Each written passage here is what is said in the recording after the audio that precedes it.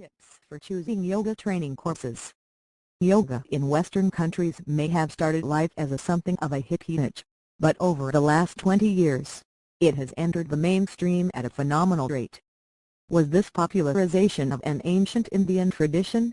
There has been a huge growth in organizations offering yoga teacher training.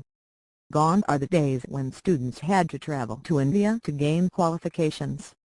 But the plethora of courses has created its own problems, not least in the question of quality and whether a course is recognized by the appropriate local and international associations. The prospective student must also ask themselves a number of important questions, the most fundamental of which is the type of yoga they wish to be trained in. But also, the wider question of what direction they wish to take their training in once completed.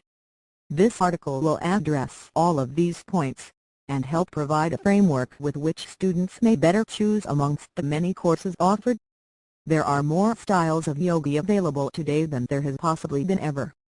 Some represent the continuation of older traditions that are relatively unchanged. This includes Hatha Yoga, and styles by Desikachar and Iyengar. Others represent the synthesis of different methods, even whilst being shrouded in mystical origins. For example, some have suggested that Ashtanga Yoga is not derived from the Yoga Kuranta, but from a synthesis of traditions that may have included early acrobatics. Some styles of yoga are very modern, and evolved more out of an adaptation to the West. Bikram Yoga is a good example of this, and perhaps a very extreme one, given that Bikram copyrighted his yoga poses and the way they were taught, despite yoga being essentially in the public domain. Most people who train as teachers in yoga do so in a discipline that they have been practicing already. This does make logical sense, as it's important to be passionate about what you do for a living. There is the additional experience that people will have with a particular style of yoga that no doubt makes it easier than starting from scratch in a different style. But other issues may come into play when choosing a yoga school. Is the style of yoga you like well supported in your area? Is there sufficient demand for that style? Understanding who these particular styles of yoga appeal to will help later on when you set up your own yoga business, as it will guide your marketing, choice of location, logo, and business identity. It's worth thinking a little bit about these things before you make the time and financial commitment to getting qualified. Finding out whether your course is accredited nationally and internationally is an important step. There are various governing associations at different levels around the world. For example, in the UK there is the British Wheel of Yoga. In Australia, the government keeps a list of accredited training courses through the Australian National Training Authority.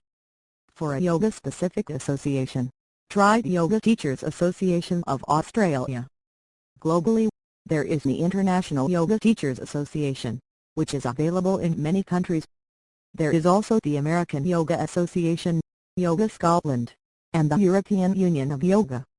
Each of these organizations may have different standards by which they measure courses, but they do provide a good guideline for selecting providers with a minimum level of professionalism, integrity, and quality. You could look at contacting teachers who have gone through their training to find out what they thought of the course, and perhaps go to a few of their classes to get a feel for what is being taught. Before going into any course, it's a good idea to have some sense of the bigger picture. For example, are you looking at combining yoga with other healing modalities, such as massage, nutrition, meditation, or some combination of all of these? There are some teaching colleges that integrate yoga with other modalities, both locally and abroad in India. For the sake of continuity and ease of integration, it may be easier to look at this before any study is actually done. It may prove easier to study with an all-in-one provider who will provide a clearer way to integrate these different aspects of health. In some ways, this broad integration of yoga with health is more closely aligned with the true nature of yoga, according to some teachers such as Desikachar. But Indian-style yoga is not the only one that offers this approach, with the Japanese ki yoga often integrated with macrobiotics and shiatsu. If you're interested in going more deeply into yoga training for your own personal practice, as opposed to a prelude to teaching, studying abroad can be a truly rewarding experience.